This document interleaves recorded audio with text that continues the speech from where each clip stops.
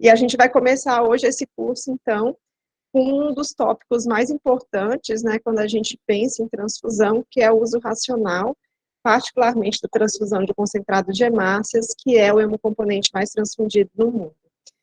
Eu queria dar boas-vindas a todos, agradecer imensamente, Franklin, por você ter organizado o curso aqui para a gente, né? Estou muito feliz que a gente já está com 105 pessoas assistindo, olha que beleza. E a intenção é que a gente possa aprender bastante, discutir e sair cada vez mais sabido e com mais vontade de fazer o melhor pelos pacientes. Obrigada e boa aula, gente. Obrigado a todos, obrigado pela participação. O objetivo de toda a apresentação, de todo o curso, é nós aprendermos alguma coisa. Então, tirem suas dúvidas, perguntem, certo? Vamos ter um tempo no final da apresentação para esclarecimento de dúvidas. Para quem não me conhece, meu nome é Franklin, eu trabalho, né, no Hemoce, e hoje a gente vai falar do uso racional de hemocomponentes nas transfusões de hemácias. A principal referência dessa apresentação vai ser um trabalho, né, publicado pela Cochrane, uma database, uma revisão de vários casos, de vários trabalhos científicos, desde 1955 até 2020. Foi a revisão mais recente que eu achei sobre transfusão de hemácias. Eu não tenho nenhum conflito de interesse a declarar. Sou hematologista e hemoterapeuta, né? Trabalho no Hemoce desde 2007, hematologista e hemoterapeuta do ICC desde 2005, sou médico do setor de coordenação de agências transfusionais, a conhecida CAT, que a coordenadora é a Verônica Almeida, né? Estou lá desde 2020, e nós somos subordinados à diretoria de hemoterapia, né, com a doutora Denise Brunetta. Eu queria, antes de começar a falar especificamente das transfusões de hemácias, falar de datas importantes na comemoração para a hemoterapia, que é o dia 14 de junho, que é o Dia Internacional do Doador de Sangue, que é homenagem ao nascimento do Karl Landenstein, o cientista que, né, descobriu, né, um dos grupos que descobriu o sistema ABO, né, que deu a chance das transfusões partirem para uma metodologia científica e elas serem bem realizadas. O dia 25 de novembro, que é o Dia Nacional, né, o Dia Brasileiro, né, do Doador de Sangue, que é em homenagem à fundação da Associação Brasileira de Doadores Voluntários de Sangue, e o dia 23 de novembro, que é o Dia Cearense do Doador de Sangue, que é em homenagem ao início do funcionamento do Hemoce, que ano que vem fará 40 anos de seu funcionamento.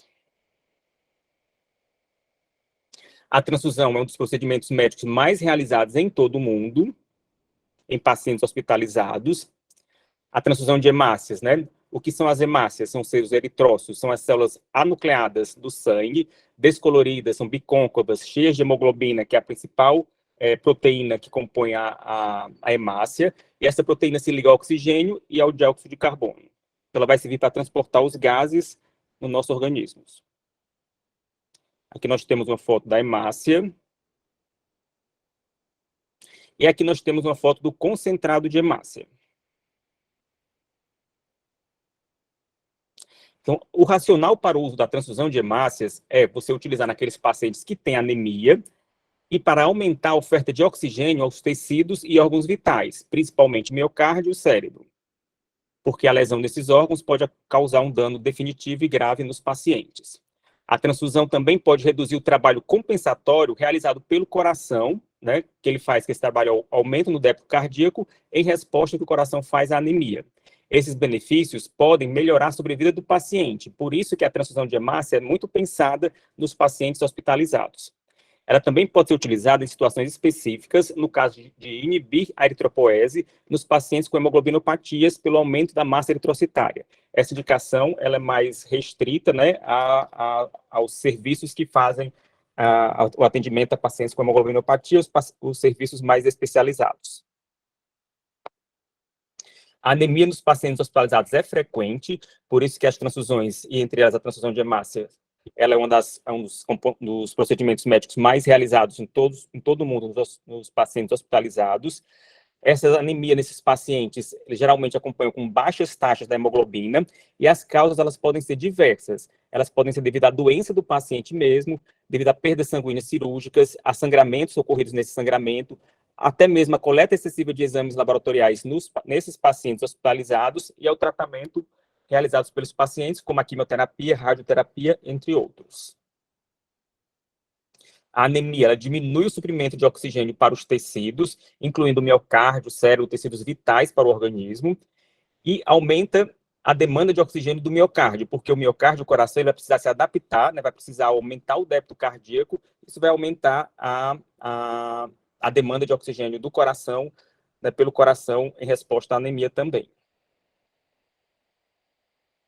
A anemia, por si só, está relacionada a vários sintomas, desde sintomas cardíacos, respiratórios, angina, precordialgia, confusão mental, né? Então, ela, por si só, ela traz seus malefícios e ela, acompanhado com outras doenças, ela traz desfechos desfavoráveis a esses pacientes que têm outras doenças, no pré e no pós-cirurgias, nos doentes críticos, nas doenças cardiovasculares. Então, aqueles pacientes que apresentam uma doença junto com a anemia vão ter uma piora nos seus desfechos clínicos. Por isso que a transfusão de hemácia é muito pensada na correção da anemia dos pacientes, principalmente hospitalizados. Porém, a correção da anemia não leva necessariamente à melhoria desses resultados nesses desfechos clínicos, nem em relação à transfusão de concentrado de hemácias, mas e também não foi evidenciado na literatura também tratamentos alternativos que melhorem nesses desfechos. A literatura médica ainda não sabe disso. Então, nem a transfusão de hemácia, nem a correção da anemia nesses pacientes hospitalizados, né, com anemia, né, sabe-se com certeza se melhora o desfecho clínico desses pacientes. A anemia é geralmente bem tolerada em muitas situações, né? Então pode ser só uma resposta ao organismo, uma compensação do organismo, e isso, o organismo consegue lidar com isso de uma maneira adequada, e por isso que é sempre importante pesar os benefícios da transfusão com os seus riscos. Os riscos das transfusões de qualquer hemocomponente, né, são vários e são bem conhecidos. Esses riscos, né, e a disponibilidade dos concentrados de hemácia entre os hemocomponentes, né, entre outros hemocomponentes, né, ela não é igual em todos os países, né, esses riscos, essa segurança na transfusão de hemácia não é igual em todos os países. Países com processo de regulação de doação da transfusão de sangue, o Brasil se enquadra num país que tem esse processo bem definido, com uma lei bem delimitada, né, RDC número 5 do Ministério da Saúde, de consolidação, né, número 5 do Ministério da Saúde, regula bem os procedimentos da transfusão, né, entre outros, RDC 34 da Anvisa, com estabelecimento de testes clínicos e laboratoriais de triagem de doadores. A triagem clínica é muito importante, a triagem sorológica, o NAT, a imunematologia na obtenção de segurança na transfusão dos pacientes. Então, aqueles países que não têm isso bem estabelecidos, você não vai ter uma segurança transfusional adequada.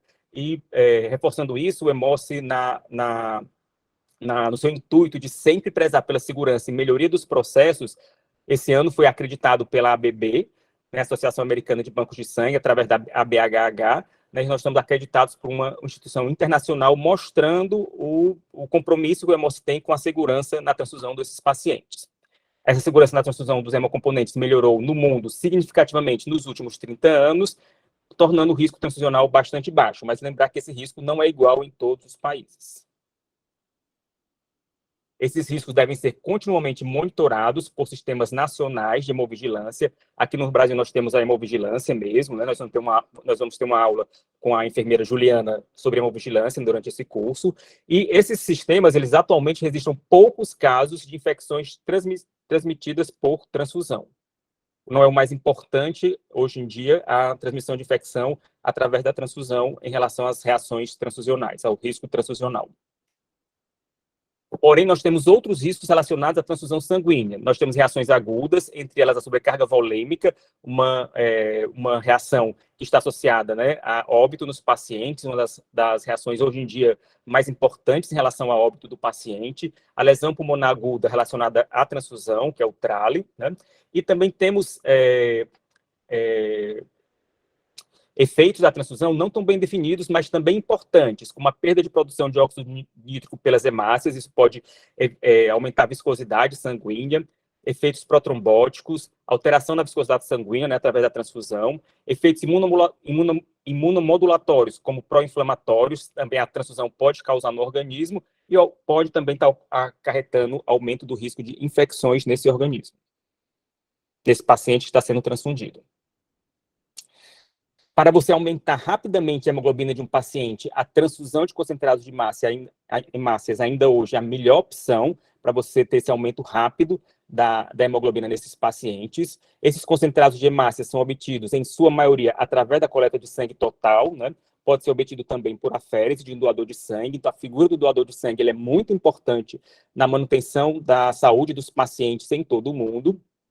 Pode ser utilizado transfusões autólogas, mas essas geralmente são indicadas em situações específicas, principalmente relacionadas à cirurgia. As transfusões sanguíneas são salvadoras de vida, principalmente naqueles pacientes com hemorragia grave. E as transfusões de concentrados de hemácia para correção de anemias graves, elas podem reduzir o risco de complicações maiores, né, devido à anemia, como o infarto agudo do miocárdio, a insuficiência cardíaca congestiva ou as lesões cerebrais. O papel da transfusão de concentrado de hemácia naquelas anemias que não são graves, ele é menos claro, né, e foi o foco da revisão que foi realizada pela Cochrane, publicada em novembro do ano passado. A transfusão sanguínea, devido a essa melhoria nos métodos, nos processos de obtenção dos hemocomponentes, ela é cara, né, ela é mais cara do que era antigamente, né, e ela é cara não só pensando na unidade de hemocomponente, de concentrado de hemácia a ser transfundida. Quando você vai olhar os dados do mundo, nós vemos que 2 milhões de hemocomponentes são transfundidos por ano no Reino Unido, né? Sendo que nos Estados Unidos, em 2008, um concentrado de hemácia era estimado que custava $223. Quando você se avalia essa transfusão como um todo, ou seja, desde a produção do hemocomponente até a administração desse hemocomponente no paciente, estima-se que essa transfusão de hemácia custe, uma transfusão de hemácia só custe cerca de $761, tanto nos Estados Unidos como na Europa. Aqui no Ceará, em 2020, nós tivemos um total de cerca de 120 mil transfusões de hemocomponentes. A maioria, como em todo mundo, são de hemácias, essas transfusões. A maioria é de hemácias, desculpe, né? Essas transfusões. 81.220, seguido de plaquetas, plasma e crioprecipitado. Nós vamos ter, no decorrer do curso, também aulas sobre o uso racional desses hemocomponentes. Alternativas às transfusões de hemácias incluem, entre outras coisas, a eritropoetina, o ferro oral ou intravenoso. Porém, quando o hemocomponente ele é bem indicado, não existe um substituto para o seu uso, mas é importante ele ser bem indicado, porque se caso houver um substituto para a sua utilização, é melhor você utilizar a terapêutica substituta do que a transfusão do hemocomponente. Então, a causa da anemia deve ser sempre estabelecida e tratada para poder se evitar essa transfusão, né? Lembrando que o concentrado de hemácia, além de ser caro, é um imunobiológico com seus riscos inerentes. Então, você providenciar ferro para as anemias ferropênicas no paciente, vitamina B12 e ácido fólico nas anemias megaloblásticas, eritropoetina e ferro na anemia da insuficiência renal crônica, na correção da anemia desses pacientes urêmicos, melhora o sangramento também relacionado à uremia, os corticoides na anemia hemolítica autoimune, e os sangramentos, lembrar que não é só a transfusão sanguínea que vai tratar esses sangramentos, e sim parar ou minimizar esses sangramentos.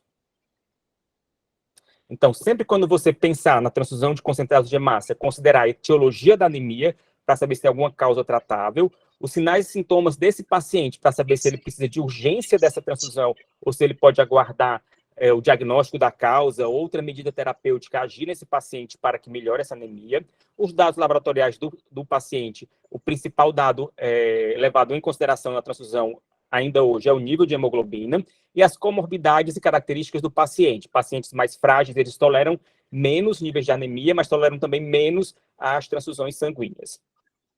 A decisão sobre transfusão de hemácia não deve se basear apenas no nível de hemoglobina do paciente, mas sim em todos os dados complexos de avaliação desse paciente.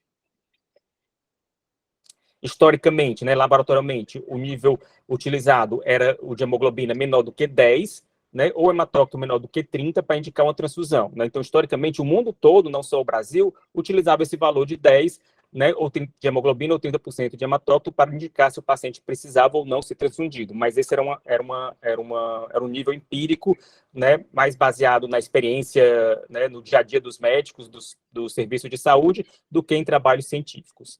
Muitos guidelines mais atuais, né, recomendam transfusão com nível de hemoglobina menores, né, variando entre 6, né, alguns guidelines chegam até 10, mas a maioria entre 6 a 8, né, dependendo da presença ou não de comorbidades.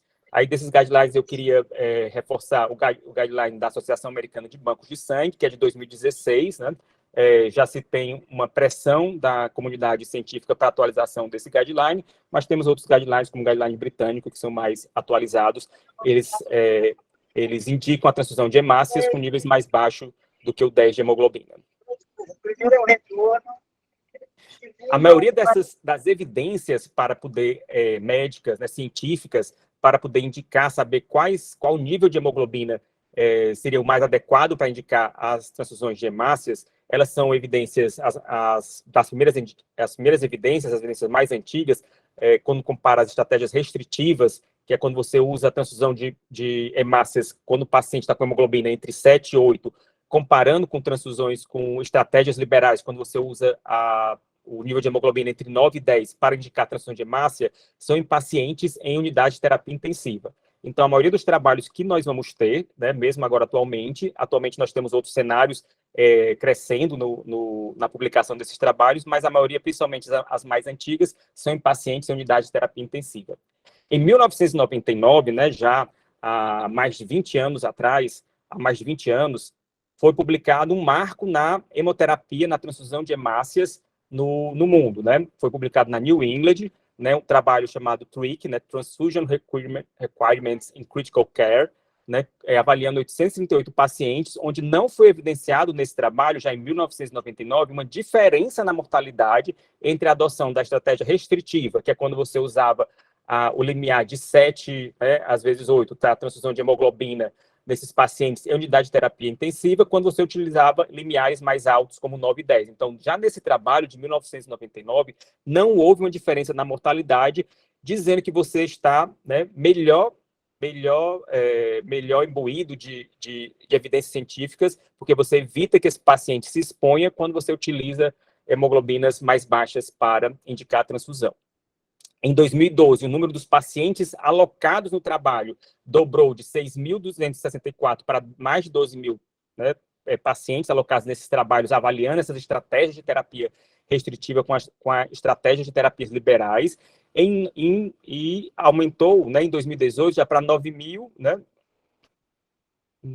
acho que é 19.000, desculpa, faltou um aqui, para 19.049 em 2018, ou seja, temos vários pacientes em vários trabalhos alocados na literatura científica, avaliando a validade ou não do uso da terapia da estratégia restritiva em relação à estratégia liberal. Então, essa meta-análise, né, essa revisão desse grupo da Cochrane, foi para avaliar esses trabalhos todos publicados no mundo todo em vários países, né?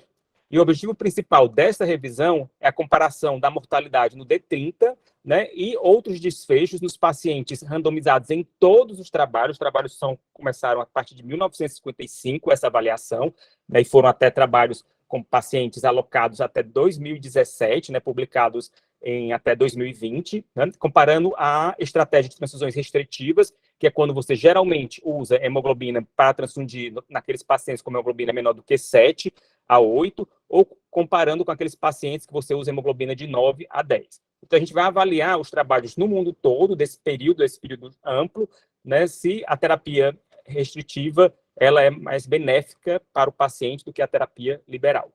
Na verdade, a gente não vai conseguir falar muito sobre isso, a gente vai falar se essa terapia ela é pelo menos equivalente, porque se ela pelo menos for equivalente, ela vai por si só ser melhor, porque ela vai evitar que o paciente seja exposto à transfusão sanguínea, fora diminuir os custos de todo o sistema de saúde já sobrecarregado no mundo todo.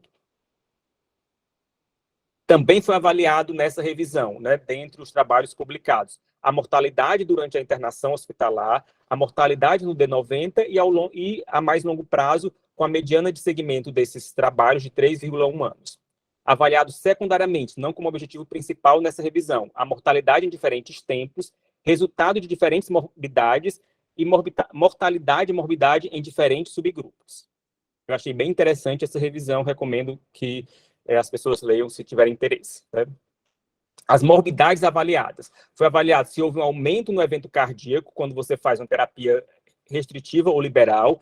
né, o infarto agudo do miocárdio, arritmias cardíacas, edema pulmonar, angina, parada cardíaca, insuficiência cardíaca congestiva. Então, foi avaliado se houve um aumento dessas comorbidades, desses eventos, não comorbidades, desculpa, desses eventos, em relação quando o paciente ele era alocado em um grupo de terapia, de estratégia de terapia restritiva ou estratégia de terapia liberal de transfusão. O acidente vascular cerebral também foi avaliado, taxas de ressangramento, infecção, tromboembolismo, insuficiência renal, confusão mental, funcionalidade e fadiga do paciente. Os subgrupos analisados no contexto clínico, a revisão, ela avaliou toda a população, né, mas também dividiu os pacientes naqueles trabalhos que eles foram alocados, né, que incluíam perda sanguínea aguda ou através de trauma, né, câncer, cirurgia cardíaca, pacientes em UTI, cirurgias ortopédicas, pacientes com infarto agudo do miocárdio, cirurgia vascular e neoplasias hematológicas. Então, esses cenários também foram avaliados nos pacientes quando eram alocados em estratégia restritiva ou estratégia liberal. Isso é importante para a gente entender que já em várias situações a literatura científica já tem pelo menos dados em que a gente possa se basear para poder praticar a hemoterapia baseada em evidências. Então, avaliando todos esses trabalhos, lembrando que são trabalhos desde 1955 até 2020, né, trabalhos publicados nessa época, né, foram um total de 21.433 pacientes que foram alocados em 48 trabalhos científicos e em 70 publicações científicas. Então, esse grupo, Cochrane, revisou essa literatura científica. Então, que trabalhos foram esses? Isso aqui é mais para a gente entender e para a gente poder argumentar, lembrar que a grande função de quem trabalha com hemoterapia é o educacional, é educação, é acompanhamento, é em conjunto, é trabalhar junto com as equipes que prestam assistência direta ao leito do paciente, ao paciente mesmo, para orientar a melhor maneira da hemoterapia, das hemotransfusões. Então, a gente vai poder argumentar com a cirurgia ortopédica, nós temos 11 estudos na cirurgia ortopédica, em pacientes em unidades de terapia intensiva, nós temos 7 estudos, naqueles pacientes que foram alocados em trabalhos com perda sanguínea, 6 estudos, hemorragia digestiva, nós já temos 4 estudos, né? Uma hemorragia pós-parto e hemorragia em trauma. Na cirurgia cardíaca, nós já temos 8 estudos, alguns com mais evidências, outros com menos evidências. Então, o grupo Cochrane ele tenta separar os estudos com alta evidência na literatura médica. Na síndrome coronariana aguda, nós também temos trabalhos. No câncer, na leucemia, nas neoplasias hematológicas. Na cirurgia vascular.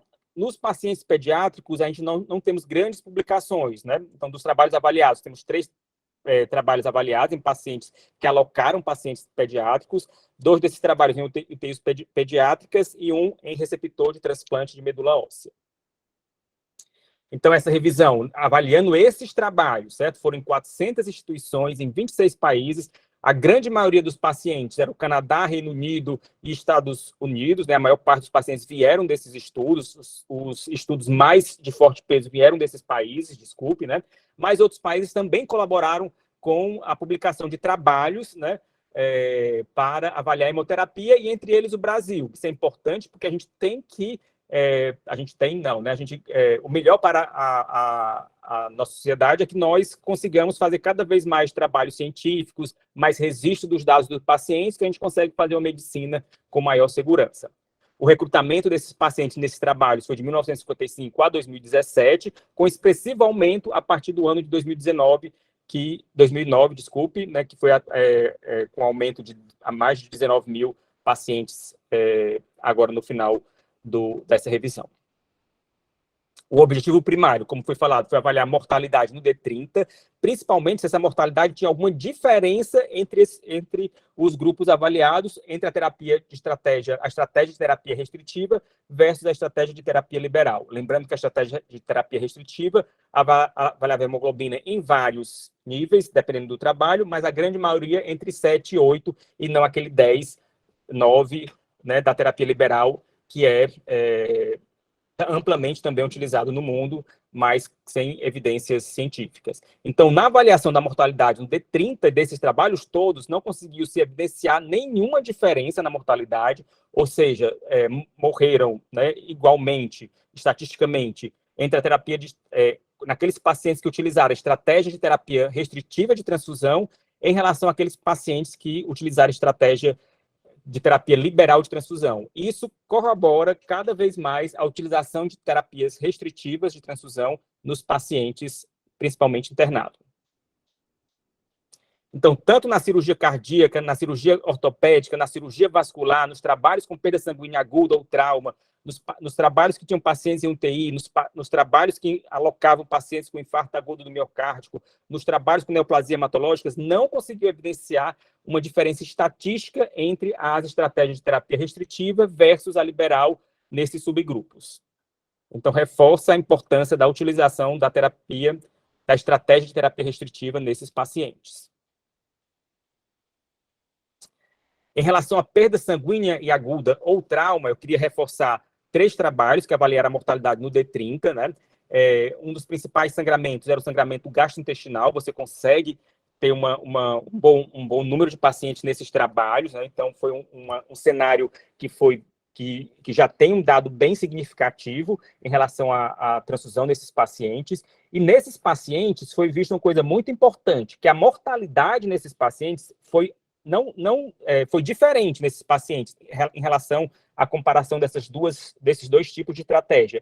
E a mortalidade foi significativamente menor nos pacientes que utilizaram a estratégia de terapia de transfusão de concentrados de hemácia restritiva, certo? Então, quando esses pacientes foi adotada essa terapia, houve menor mortalidade nesses pacientes. E tu reforça mais ainda que nesse cenário, principalmente de hemorragia digestiva, você deva adotar a terapia restritiva de transfusão. Então, já temos trabalhos importantes nesse cenário e é importante reforçar esse dado.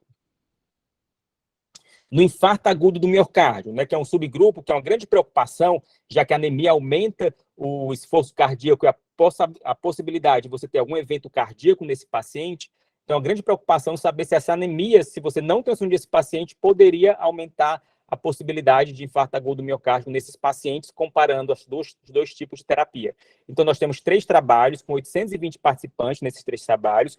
O risco maior, ele foi maior na estratégia restritiva, né, o contrário do que foi falado na hemorragia digestiva anteriormente, certo? Do que comparado na estratégia liberal. Por isso que, hoje em dia, a recomendação que o EMOSS, né, que a literatura médica recomenda para a transfusão dos pacientes, é que nos pacientes coronariopatas, cardiopatas, se adote um nível um pouco mais aumentado de 8, né, de hemoglobina para indicar a transfusão. Porém, esses estudos que avaliaram, né, a transfusão, a terapia restritiva, né, em relação à liberal, que disseram que aumentava, que poderia ter um aumento, né, da mortalidade, o risco maior, né, na estratégia restritiva, né, eles têm um tamanho modesto, né, e o intervalo de confiança ele é muito amplo, o que diminui a avaliação desses dados, a evidência desses dados. Então, a gente ainda precisa hoje, na literatura científica, de mais dados robustos nesses pacientes com cardiopatias para poder definir melhor qual estratégia, né, seria melhor nesses pacientes, mas mesmo hoje em dia, a gente recomenda não considerar, né, hemoglobinas altas nesses pacientes, né, no máximo 8, 9 de hemoglobina para indicar a transfusão. Os resultados secundários, na mortalidade na alta hospitalar, né, em 30 dias não houve diferença em nenhum dos grupos em relação à mortalidade no 13º dia, no 30º dia, né, entre a terapia restritiva ou a liberal. No D90, a mortalidade foi maior na estratégia restritiva, depois eu vou comentar um pouco sobre isso, mas no D90 a mortalidade maior foi na estratégia restritiva, mas quando avaliou 6 meses ou mais, em todos os trabalhos, não mostrou diferença entre as duas estratégias. Avaliando os dados desses trabalhos, né, a Cochrane ela faz uma avaliação do nível de evidência, né, da qualidade de evidência desses trabalhos. O resultado das análises de mortalidade na alta hospitalar aos 30 dias e aos 6 meses são consistentes. Ela considera de melhor qualidade esses dados, né, quando ela vai avaliar os trabalhos. Já os resultados das análises de mortalidade em 90 dias, que foi contra a terapia restritiva, foram coletados de um número menor de participantes nos trabalhos, né, são dominados por 2 ensaios específicos, né, que estão citados aqui na tela, né, e limitando a sua interpretação. Por isso que acha-se que a mortalidade em 90 dias ela não foi tão significativa, não foi melhor para a terapia restritiva, ou pelo menos equivalente. Nessa revisão, fala uma coisa interessante sobre os pacientes que são submetidos à radioterapia. Nós não temos grandes trabalhos, nós temos um número grande de trabalhos em relação aos pacientes submetidos à radioterapia, né? Mas tem um trabalho em 2011, onde o principal objetivo não era a terapia transfusional, era avaliar o uso de uma medicação, né, nos pacientes que receberam radioterapia com carcinoma espinocelular, que é tratado com radioterapia de cabeça e pescoço. Né? Etapas adicionais na avaliação desse trabalho, né, abordaram o valor da transfusão em participantes que apresentavam níveis baixos de hemoglobina antes e após a radiação, porque se tem um mito de que níveis baixos de hemoglobina, por conta da fisiopatologia do tratamento da radioterapia, ele possa ter um desfecho desfavorável quando ele tem anemia e não seja transfundido e seja submetido à radioterapia. Então, esse trabalho, né, mostrou que, embora a transfusão tenha melhorado os níveis de hemoglobina antes e durante o tratamento com radiação, essa melhora não resultou em outras melhoras para o desfecho desses pacientes. Então, aqueles pacientes que não foram transfundidos também tiveram os mesmos resultados daqueles pacientes que foram transfundidos. Estou falando que mesmo naqueles pacientes que são submetidos à radioterapia, a gente possa utilizar a terapia restritiva e se basear nos sintomas, no nível de hemoglobina mais baixo, para indicar a transfusão de concentrado de hemácias. Então, a gente já tem argumentos para falar com a radioterapia, já tinha, né, continuamos tendo argumentos, mas precisamos também de trabalhos para fortalecer esses resultados. As morbidades avaliadas, né, os eventos, como já foi falado anteriormente, eventos cardíacos, acidente vascular cerebral, ressangramento, infecções, tromboembolismo, insuficiência renal, confusão mental, funcionalidade e fadiga. Então, foi avaliado nesses trabalhos se aqueles pacientes que eram mais transfundidos ou aqueles pacientes que eram menos transfundidos tinham mais ou menos possibilidade de terem esses eventos no decorrer do seu acompanhamento. Então, avaliando todos esses eventos, né, são vários, não foi observado diferença em nenhum dos grupos comparados para qualquer um dos resultados clínicos, inclusive nos eventos cardíacos.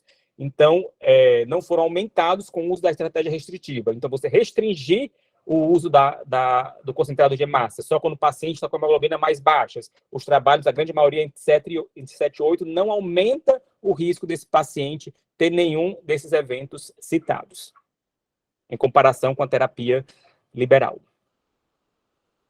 Então, a implementação da estratégia restritiva reduz o risco de receber transfusão em cerca de 41%, é uma redução significativa, né, da possibilidade desse paciente transfundir. A Organização Mundial de Saúde estima que 30% das transfusões no mundo elas são feitas desnecessariamente, né? Isso é importante para todo serviço de saúde, pensar sobre isso e refletir e mudar sua conduta em relação à hemoterapia. As conclusões dessa revisão. Não existem evidências de benefícios de transfundir concentrados de hemácia com níveis de hemoglobina entre 9 e 10, né? Então não deve ser adotado esse critério para transfundir os pacientes, né? O concentrado de hemácia é um material biológico caro e escasso e com os riscos em sua utilização. A estratégia restritiva de transfusão pode ser amplamente adotada, né, com hemoglobina entre 7 e 8 para indicar transfusão desses pacientes, na grande maioria dos cenários. A estratégia de transfusão restritiva não está associada a um aumento de eventos adversos e reduz o risco de exposição do paciente ao concentrado de hemácia. Então, a grande conclusão dessa revisão é que você pode utilizar a terapia restritiva sem medo de causar um dano maior quando você está comparando quando você está utilizando a terapia liberal para esse paciente. Como a principal causa da anemia é a deficiência de ferro no mundo todo, inclusive no Brasil, lembrar que tratar a causa da anemia pode evitar que esse paciente seja transfundido. E a Associação Americana de Bancos de Sangue, né, entre os seus principais recomendações, principais alertas, ela fala que não transfundir hemácias naquele paciente que a anemia é causada por deficiência de ferro, e sim você repor o ferro nesse paciente. Esse paciente só deve ser transfundido quando ele está em instabilidade de vida, né, quando ele está em risco de morte iminente pela anemia. Se não, você deve dar a reposição de ferro para esse paciente. Antes de agradecer e abrir para perguntas, eu queria falar que a maioria dos trabalhos, também quando transfunde um concentrado de hemácia por vez, né, para avaliação desse paciente. Então, isso também é importante, transfundir na maioria dos pacientes, naquele paciente que não está sangrando volumosamente, né? Você deve transfundir um concentrado por dia e avaliar esse paciente, instituir outras medidas de terapêutica desse paciente, certo? E eu gostaria de falar que nós, nas agências transfusionais, o que é que nós precisamos fazer? Nós precisamos estimular a discussão do uso racional dos hemocomponentes, né? Eu, como técnico, eu devo estimular para a minha enfermeira, para o médico responsável, para o meu médico responsável da agência transfusional, a utilização de protocolos, saber que protocolos de liberação dos hemocomponentes a gente está utilizando, estimular no hospital, no serviço que eu trabalho, a utilização de protocolos de terapias restritivas e perguntar, né, divulgar essa informação. Eu, como enfermeiro, eu, como médico, né, da agência transfusional, devo fazer também isso, devo estar conversando com as equipes hospitalares, as equipes que a gente, né, provém o sangue, né, que a gente, né, entrega o sangue, no intuito de fortalecer e divulgar a hemoterapia no uso racional dos hemocomponentes, as melhores evidências clínicas, para que esse paciente seja melhor atendido. Eu queria agradecer a todos e abrir para pergunta.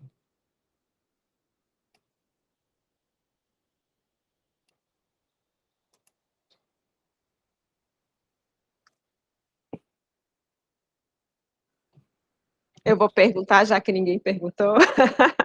Franklin, qual que você acha que é o maior desafio para a gente, como agência transfusional, em relação ao uso racional de hemácias? O maior desafio para as agências, infelizmente, está na não compreensão do sistema de saúde como um todo, de que a hemoterapia ela é de vital importância para a manutenção de todo o sistema de saúde, mesmo naqueles pacientes que não tenham uma doença hematológica, uma doença que a anemia seja a causa de base. Por que eu digo isso? Nós temos grandes hospitais com a hemoterapia bem estabelecida. O Hospital Universitário, o HGF, o JF, certo? São hospitais onde a direção do hospital, o corpo clínico do hospital se fortaleceu e tem na agência transfusional uma equipe bem fundamentada, uma equipe bem organizada, que consegue difundir melhor e consegue avaliar melhor, acompanhar melhor e orientar melhor essas transfusões, certo? A grande dificuldade para a gente está justamente chegar nos outros locais que não temos uma estrutura tão bem definida, tão bem organizada, né, de divulgar as boas práticas na hemoterapia, divulgar essas evidências médicas que não são tão recentes, não são tão antigas, mas não são tão recentes, em favor das terapias restritivas na transfusão, né, de todos os hemocomponentes, entre eles os concentrados de hemácia. O nome terapia restritiva provavelmente no futuro vai cair de uso, porque não é você restringir o paciente de alguma coisa, é pelo contrário, você dá um melhor atendimento para esse paciente no seu curso da transfusão sanguínea. Então, eu acho que a grande maioria das agências fica com o técnico na maioria dos tempos, mesmo à noite, mesmo no HU, né, que a doutora Denise trabalha, a noite toda fica só com o técnico, então esse técnico, essa agência, esse técnico ele não tem condições de conversar com a equipe, mas ele, se tiver um protocolo de liberação desse hemocomponente, se tiver alguém que esse técnico possa, né, recorrer, ou se possa fazer se o médico da agência ou o serviço da agência puder fazer uma auditoria pós-transfusional e conversar com a equipe, mesmo depois do paciente ser transfundido, é um trabalho educativo importante. Eu acho que é a grande dificuldade que nós temos, na minha opinião. Isso mesmo, Franklin. Na verdade, a gente só queria dar um aviso, a frequência foi colocada no chat. Por favor, preencham para vocês receberem a presença. A gente não vai estar colocando muito cedo na aula a frequência, e é importante que todos continuem durante a discussão, né? Porque eu acho que a discussão talvez seja uma das partes mais enriquecedoras de toda a aula. Tem umas mãozinhas levantadas. Franklin, pode tomar conta. Então, assim, quem tiver com alguma pergunta, abra o microfone e fale, por favor.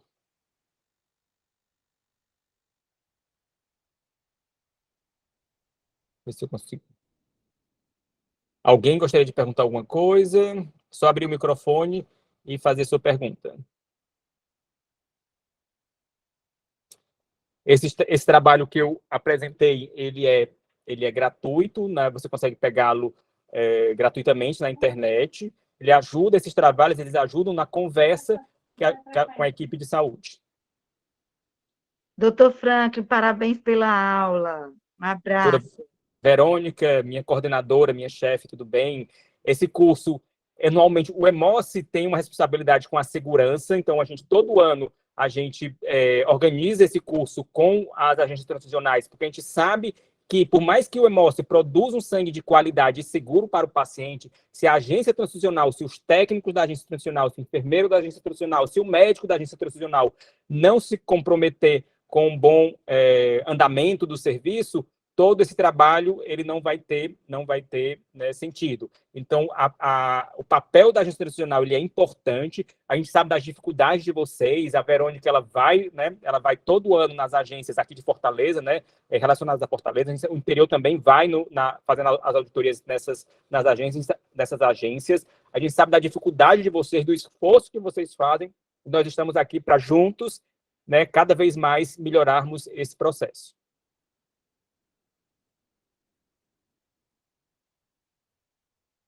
Mais nenhuma pergunta? Pois eu gostaria de agradecer a todos. Semana que vem nós vamos ter a transfusão. A gente separou alguns tópicos, a gente não vai falar sobre tudo na hemoterapia, né?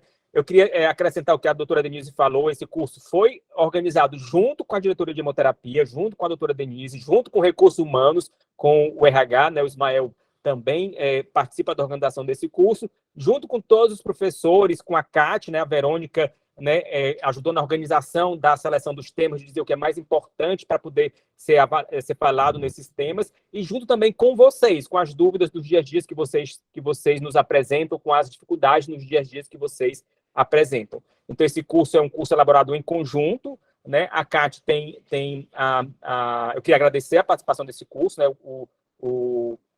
A orientação da doutora Denise, da diretoria de hemoterapia, de realização desse curso, o incentivo para a realização desse curso, né, é importante porque a gente sabe que é através dessa educação que a gente consegue uma melhoria nos nossos sistemas. Então, a gente gostaria de agradecer a todos e esperamos na semana que vem a doutora Cláudia, ela vai falar sobre a transfusão naqueles pacientes com anemia hemolítica autoimune, que é um cenário mais específico de transfusão de hemocomponentes. A gente vai ficar devendo para vocês, já vou falar um pouco também para a Denise, né, para a gente tentar organizar, é um curso de transfusão em neonatologia, né, uma reunião, né, um curso sobre neonatologia, porque a maioria desses trabalhos não fala sobre isso, e as aulas aqui vão ser mais relacionadas à parte de transfusão em adultos, que na hemoterapia são crianças a partir dos 4 meses, a gente já consegue seguir as orientações no geral. Certo? Cris, podemos desligar? Cris, nossa chefe, também está aqui nos coordenando, né, Denise? Acho que Cris, nossa chefe da gravação. Pronto, excelente, Franklin. Eu acho que a gente tem que falar um tempinho, parar um pouquinho para falar também sobre neonato, transfusão em criança, mas a gente pode organizar um outro momento, né? Não precisa, não. Cursos, né? Perfeito. Tá bom, gente. Bom dia a todos, bom fim de semana. Franklin, obrigada de novo, foi excelente a aula. Como sempre, suas revisões são super detalhadas e aprendi bastante. Muito obrigada, gente, e até semana que vem. Tchau, tchau.